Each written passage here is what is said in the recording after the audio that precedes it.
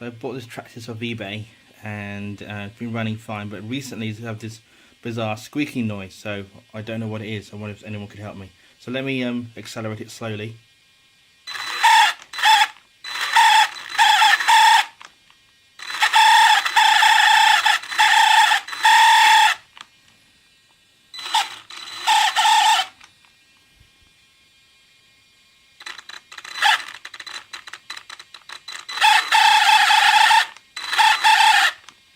Yeah, so if you know what it is, can you let me know? Because it sounds awful, and I'm trying to Google what the problem could be. It might be a slipper clutch apparently, but I don't know how to. Trying to figure out how to get into it. Anyway, that's it for now. Let me know if you can help.